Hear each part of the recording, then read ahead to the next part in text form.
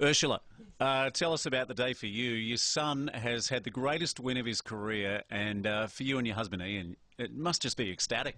It's been an amazing day. We got up about 4:30 to watch all the heats, and yeah, it's been very exciting. We're very happy for Adrian. We know all the difficulties that are associated with being a sportsman and the heartbreak and the hardship. And we're just very happy for him and always believed he could do it. So. You spoke to him late this afternoon? Very briefly, yes. Just to say, well, you know, he rang just before the presentation.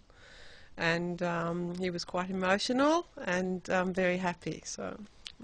I was saying to Ian earlier, this is a lifelong love of surfing. We've seen beautiful photos in the family home, and it's culminated in just the greatest day of his career. Yeah. Yes, Ian has been instrumental in his career, helping him along, you know, and always believing in him and my whole family, my daughter and I. So. And he actually said that immediately afterwards when he was on the boat, just paid tribute to his family back home. Yes, I heard that. Yeah, I was very proud of him. Can you tell us about his Tahitian family? Because he's already said he'll leave the trophy there, and I think that sums up the character of your son, what a young man he is. Thank you. I haven't met his Tahitian family, but he always speaks very highly of them and says how they look after him, take him out on the boat. Not only him, but a number of surfers go and stay with them, and they're obviously very supportive and helpful as well, you know. As a sporting parent, you said you're up just after 5 o'clock this morning. What was the highlight from that period this morning? Geordie Smith, John Florence, Mick Fanning, former world champion, and then the greatest of all time. Just the highlight was, you know, knowing Adrian always says surfing against yourself is actually the hardest part, not the people you're up against. Do you believe that sometimes, you know, there's other factors at play? I just think it's your momentum. Once you get your momentum and belief in yourself, and that's why I just thought when he got to the final, if it was going to happen, it was meant to happen for him. So yes, momentum for me and just belief in himself. So yeah. I think Kelly needed a 9.8, but we know that he can pull a 10 virtually every wave he gets. How were you toward the end? And Adrian was almost in tears afterwards. How about you? We were both in tears. And yes, we always know it's never over until the hooter goes. So we were very happy that he didn't get the score at the end. You know, sorry for him, but very happy for Adrian.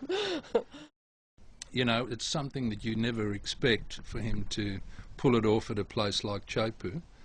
But we've known all along that, you know, if he gets a go in good barrelling left-handers, then he's in with a good chance. And, you know, it just happened to be perfect conditions for him over the last 2 days, and it all came together, you know. He also he had to do it the hard way. He went down in his opening round heat and had to go through to round 2. Yeah, that's not always a bad thing, because it helps him to sort of pick up his momentum. You know, I think he builds his confidence if he starts getting on a roll from one heat to another, and that definitely helped him, you know, to get his act together and to, you know, size up the conditions.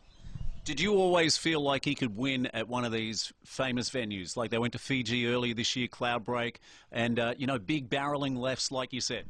Yeah, no, he's had a third at Pipeline before, so there's no doubt that he can, you know, pull them off.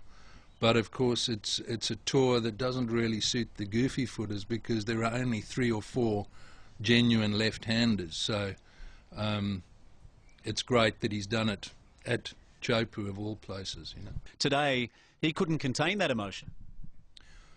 Yeah, no, I mean, it's you know, a career highlight, and he's waited 5 years to pull off another victory. So it's emotional for everyone, you know.